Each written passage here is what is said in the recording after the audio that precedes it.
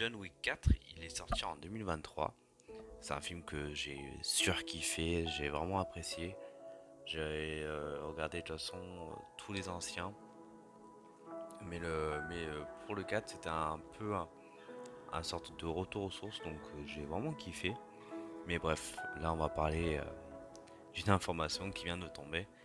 Donc il est sorti en 2023 et il y a une fin qui a fait parler de lui avec une potentielle mort et une potentielle fin des films John Wick.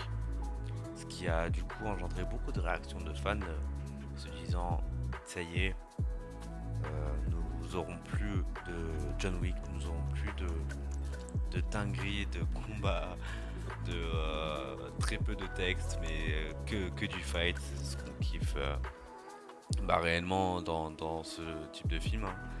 Et on a appris récemment que Lionsgate, c'est ceux qui s'occupent du développement des Wick, il serait en développement d'un John Wick 5 et même d'un spin-off là-dessus. Donc le spin-off, on en parlera un autre jour parce que j'ai pas réellement d'infos sur le spin-off en tout cas, mais John Wick 5 est confirmé.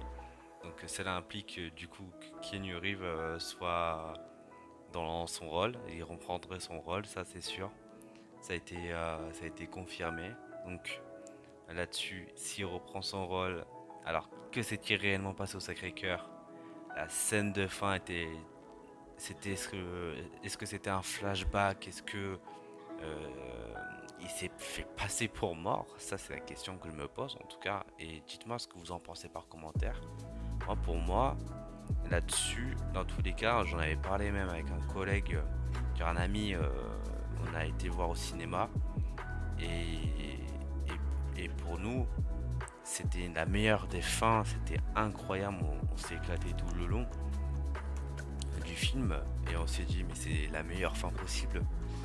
Et, et pour nous, oui, c'était la meilleure des fins. Mais là-dessus, j'avais évoqué l'hypothèse à mon ami que justement,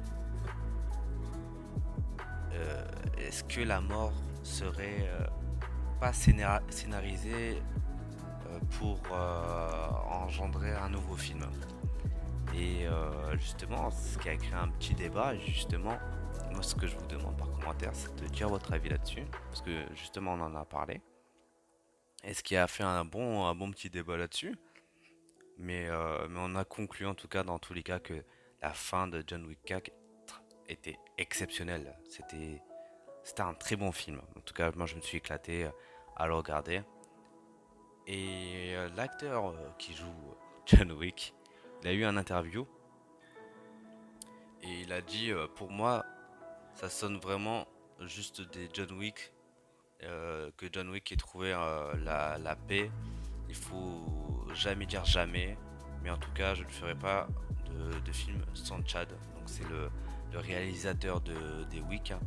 Il faudrait qu'on soit tous les deux et à voir à quoi pourrait ressembler une suite. Mais voilà, en tout cas, ce que